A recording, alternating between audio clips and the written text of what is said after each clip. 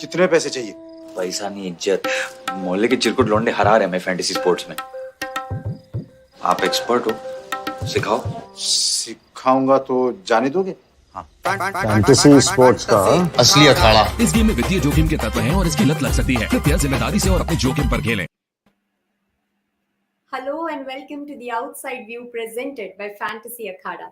Well, we always keep learning things from the sport and we always keep hearing this that hang in there, you don't know where you land. And that's what something that Harmonpreet Kaur and Pooja Vastrakar showed today.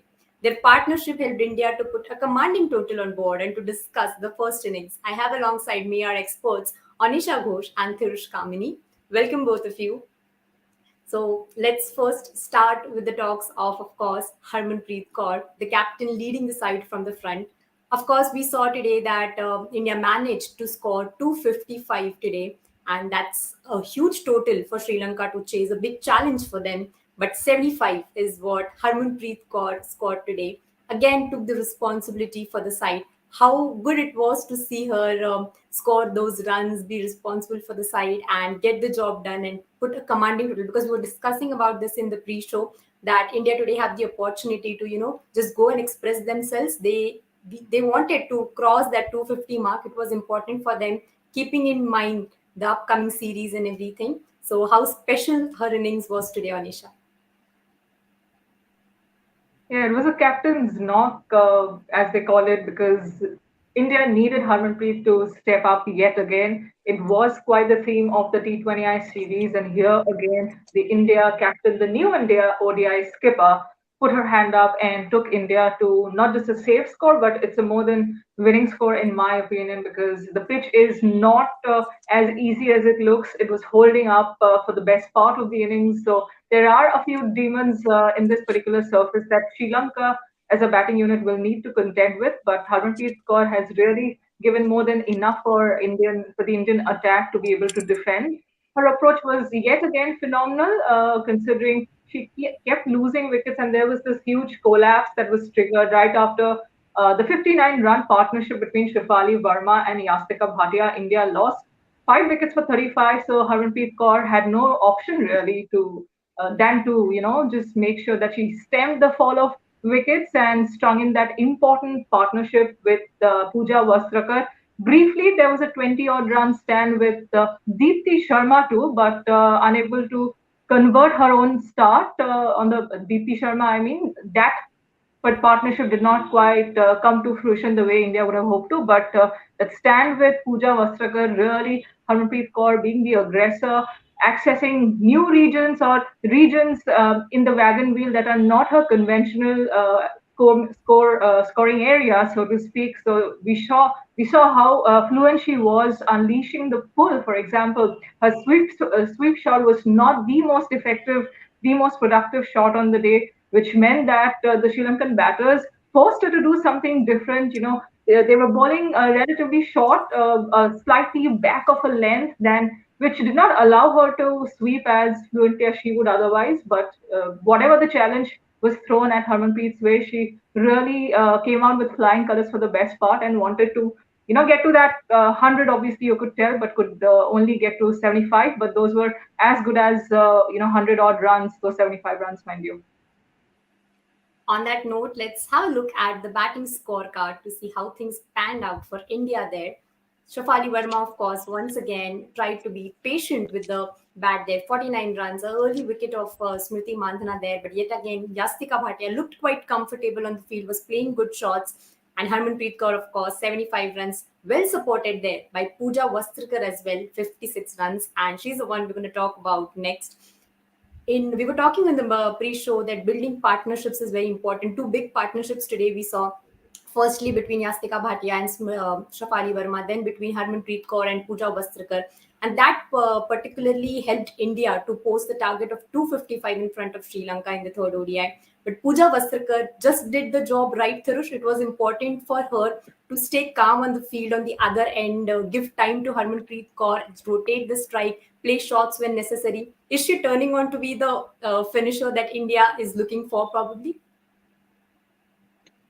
Well, we talk a lot about Deepti Sharma being the world-class all-rounder from the Indian team, but we also have to think as Pooja Vastrakar could be also the one of the world class all rounders, a fast bowling all rounder. Because last game we saw her come out well with her bowling performance, but this game she was exceptional with her bat, no doubt. All credit to the way Harman has played, but there also has to be the mention about how Pooja Vastrakar was able to I mean, have a good innings. To be very honest, the way she paced her innings was very beautiful to watch, because the point at which she had come, she had to take her time, not very her style of playing, because she is a kind of a player who would like to go all around the park at the minute she walks in. But today was a very different situation. She had to take her time, ensure that there was not any fall of wickets, and she had to hold her hand by giving a good support for Harmonpreet Kaur. That way, she played a phenomenal innings. And the moment when she knew for the last few overs that she could cash on and as many runs as possible, she made a transition. The transition was extremely beautiful. So that is what is important as an international cricketer. And talking about a good all rounder, that is what it speaks volume of her. So a great innings from Pooja Vastrakar. I'm happy to see the way how she is able to transform herself as a cricketer. Just not in terms, I mean, last time we saw her with a bowling, but today with her batting, she was very good. And I more than a finisher, I think she is the person who has been coming for India's rescue time and again. Because in the World Cup, we saw her the way she played against the Pakistan, her important partnership with Sneha Rana. Again today, when there was a time where you needed a batter to bat long, she has been phenomenal.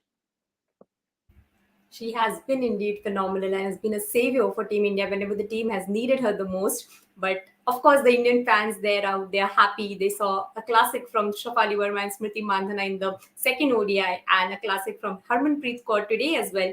And Shafali Verma continued probably from where she left. She looked comfortable today, just fell one run short of her half century. And when a wicket in form of Smriti Mandhana fell at the top, it was important for her to just continue and give some stability to the innings of India, and that's what she did today, and it was quite impressive, wasn't it, Anisha? Oh, certainly it was, and more so because she has made a concerted effort to rotate the strike. She said at the press conference on match eve that she realized during the WBBL when she was demoted from the top order after a couple of early failures that she needed to focus more on her strike rotation, which was a missing element in her game. As we spoke of in one of her earlier shows, she has the power game and she can go to that component of her stroke play any day. She can access that component any day of the week. But did she have that strike rotation thing in her? To have that desire to rein her temptation to go for the big shots every second ball. This is exactly what we are seeing in this on this particular tour, that she is playing more sensibly. That sense has as we say it has been a hallmark of the North. We've seen her play even in the previous half century that she scored in the second ODI, that record partnership with Smriti Mandhana. That sensibility has been a key point of difference. The way Shafali Verma has been able to score these runs, these are not huge runs, big runs coming off big shots, flamboyant shots alone. They are hard earned runs. So that should something that Shafali Verma should really pat on her back for, because it testifies the growth of a player, growth of a young batter who's looking to evolve. And this knock again, she was making sure she was getting the runs along the ground, not so much going for the aerial strokes as she would have maybe in the England tour last year. She was tempted to take the aerial route at the drop of a hat, which wasn't or hasn't been the case on the Sri Lanka tour. So strike rotation continues to improve, and she should look to improve her fitness. You can tell that if you want to run well between the wickets, you have to have that fitness game backing it up as well. So that has improved. You can tell Shafali Verma is getting more toned, is looking more toned, at least on camera. So maybe that is another facet to her overall play that she's looking to evolve. And the better she does on this front, the better it will be for India, because not every day is a Smriti Mandhana going to bail you out with a mammoth 90 odd run knock or a century. So you've got to have your younger batters in the side, put in some contribution before the middle order can come to play. Well, that's exactly that. And about Yastika Bhatia, if you have to talk about her, we've always been talking about the the contributions of her behind the stumps. We are all aware of her potential when it comes to batting as well, but she wasn't among runs in the recent times. But today she scored 30 odd runs, and that was also an important knock from her, building that important partnership at the top with Shafali Verma when the early wicket fell. And that could probably go as another positive for India, Thirush, because considering that Yastika Bhatia, of course, she's been doing good job behind the stumps, but that's what we always hope from Yastika Bhatia, that she comes in at that number 3 spot and tries to accumulate as many runs as possible. Yastika Bhatia, no doubt, we've seen her how good she is in the World Cup. I mean, she came up with a very an exceptional innings against a formidable Australia. Again, in the New Zealand series, we saw how good she was, and she did have a good start.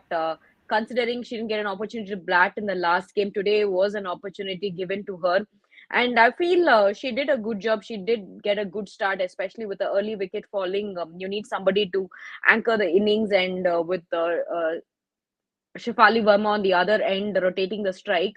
It was good to have a left right combination, and it is good to see the way Yastika Bhatia had started. But I think she'll be a little disappointed with the fact that she was not able to bank on the start that she had, because it's important, like in an ODI format, to bank on the starts, because if it's a T20, are understandable, you have batters to follow. But in an ODI format, I think you need to bat a little longer, because a quick span of wickets will definitely put pressure for the batter who are coming in, and there's a momentum shift. And also, if you're looking at scoring those big 260s and 270s consistently, your top order bat has to bat a little longer.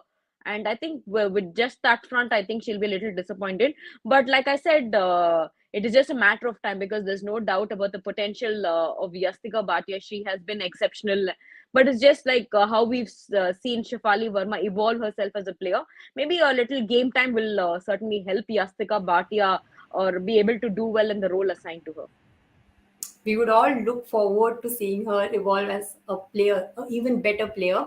But she's been phenomenal for Team India with both the bat and behind the stumps as well. But speaking of Sri Lanka's bowling there, we'll have to mention about Rashmi De Silva. She's a youngster, made her debut in the first ODI, and probably was like she. We expected that we might get to see her in the second ODI, but she wasn't there. She was replaced by some other player. But third ODI, she comes in back and gives you two important wickets. The wickets were of Shafali Verma and Harleen Deol. So it must be a good confidence booster for that young talent as well. We are talking about Inoka Ranavira and Oshadi Ranasinghe. Their contributions have been immense when it comes to Sri Lanka's bowling unit. But Rashmi De Silva today, she was impressive with the ball, Annesha. Certainly, and given the fact that she was dropped in one of the games, having not been able to perform, the Sri Lankan team and captain Chimari Atapato would have expected her to have performed in that first ODI. She did go for a few runs, so that's something that she needs to work on, because her economy is on the higher side, despite the two wickets that she took. Her wickets came at a crucial juncture, because they were breakthroughs. They broke partnerships, which was the requirement at the time, and her variations seemed, slightly relatively better. She was changing the trajectory of her deliveries with relatively more confidence than she did, in my opinion, in the first ODI. So this is a young player who will grow in confidence the more she's given an opportunity to play at the highest level. And this is a formidable Indian batting lineup, who the individuals come with a lot of reputation, WBBL stars, World Cup finalists, so on and so forth. So she too would have, played or bowled to the reputation of the batters more often than, the caliber of the batter on the given day. So she has bettered on that front, and the wickets speak for that. But she needs to definitely make sure that the economy is relatively lower, because that's one way you will be able to not just have an impact on the wicket tally, but also impact on the run scoring. So the scoring rate will come down if you have a better economy for your side. So that's something for her to figure out and fix in the upcoming matches, which I'm sure she'll do if she's given more chances on this level. And once again, like Rashmi De Silva was of course impressive, but once again there was Inoka Ranavira picking up two wickets, conceding just 22 runs from her quota of 10 overs, economy becomes very important. The Indian batters, though there was a little bit of hiccups in the batting unit, quite few early wickets as well. But with the patience they showed on the field, it was important for somebody to dry up the runs. And once again, it was Inoka Ranavira doing it for Sri Lanka, Thirush. Time again, Inaka Ranavira has been impressive, and in fact, she has been the go-to bowler for Sri Lanka. And it'll be sad by the fact that the team's performance is clouding her performance, because individually she has been brilliant. Imagine if she was playing for a team like an Australia or a New Zealand, her performance will be appreciated, or she would have got the limelight that she deserved. But no doubt, with such analysis and such consistency, she certainly could be a world class bowler and should definitely go up the ODI ranking. We have seen that Sri Lanka has not played a lot of international cricket. I mean, it's only a very less opportunities that she has. And to come back with that kind of a performance, especially with a team like India, and how Annesha was talking about the stars that she had to bowl to, she was up for the competition. And I would certainly say on a one-on-one competition, if everybody has to take against Inoka Ranavira, I think she has won the competition or the challenge that was thrown at her, and she has been the top pick of the bowlers, putting both the teams together. Definitely, she has been that bowler for Sri Lanka who has made an impact for the side. And let's have a look at the bowling scorecard as well before we move on to talk about the second innings. It was Ama Kanchana, Oshadi Ranasinghe, Kavisha Dilhari with 1 wicket each to their account. And Inoka Ranavira, once again, extremely economical with the ball, just 22 runs off her quota of 10 overs. And Rashmi De Silva, the youngster, picking 2 wickets. And Chamari Atapattu, the captain, giving you the captain, Harmonpreet Kaur. That was also an important wicket, of course. But speaking of the second innings, it's a big target for Sri Lanka. They have to chase it. And once again, we'll talk about Chamari Atapattu having that responsibility of making an impact for the side. But coming to her batting position, we saw that in the second ODI, she batted at number 3, did not come to open the innings. Do you expect something happening similar today as well, Annesha, or do you think she'll probably come and open the innings? Yeah, I think she's going to revert to her previous batting position, which is that of an opener, because as a rule of thumb, the best batter in the side should be facing most deliveries. And here is a batter who's not just the best, batting option they have in their ranks, but also the one who can play the big shots. So it's a no-brainer, really, that if Sri Lanka are to salvage the series by any means and get this consolation win, they will have to have Chamari Atapattu call the shots from the get-go, anchor the innings, and yet accelerate when required. Because if you get stuck in that, slow-scoring gear, which is often the case with a side like Sri Lanka, there's no way Sri Lanka will be able to avert a clean sweep. So Chamari Atapattu has to come back to the opening slot, and the others will have to chip in. Does Kavisha Dilhari play the knock she had played, in 2018 when Sri Lanka had clinched a victory in the third and final ODI? So if they're looking to replicate the script of that ODI series, Sri Lanka, it's kind of similar, the elements, because on that occasion too, they were chasing a 215 plus score, if I'm not mistaken. And here too, so 255 looks quite formidable and beyond Sri Lanka's means.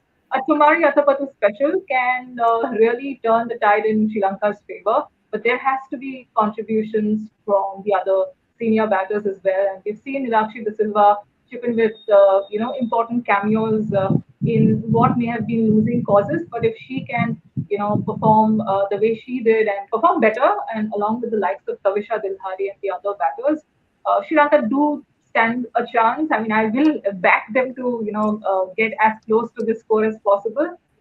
And yeah, anything close to a 50 plus score from Chamari Atapattu can change the complexion of the scorecard as we see it, and turn the tide in Sri Lanka's favor. Of course, a huge responsibility where there would be on Chamari Attapattu, and Sri Lanka would want a flashback of the 2018 series when they won the final ODI. As you rightly mentioned, Annesha, India had crossed 250 plus marks. That's the same thing that has happened today, and Sri Lanka would want to go there and chase it down.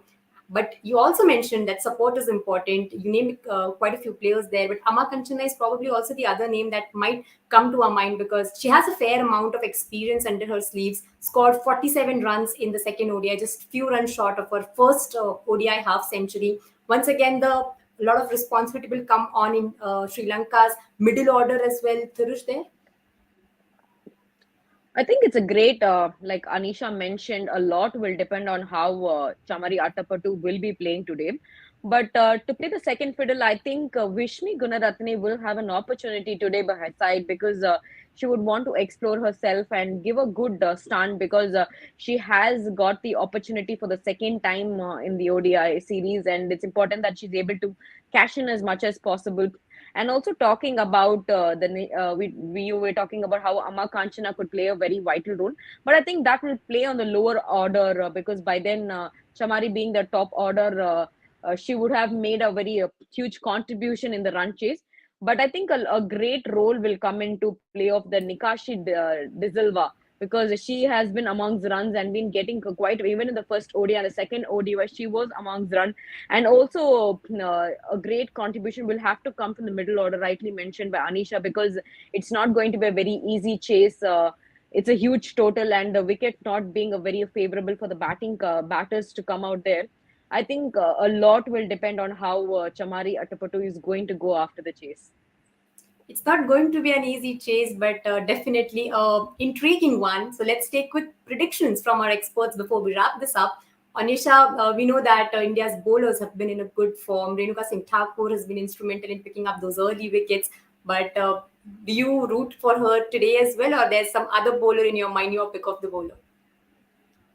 Yeah, the foil to Renuka Singh, the second fiddle throughout this ODI series, Meghna Singh, I'm going to back her to grab the spotlight today and do well. She has done well, mind you, but in terms of leading the wicket charts on the scorecard, I think Renuka Singh could have a good day because the pitch seems to be that kind of, the kind of pitch that would suit. There seems to be something in there. It's not really too slow yet. It is holding up. If she can get a bit of movement early on, as with Renuka Singh, mind you, it could really play into the hands of India and could be a no game.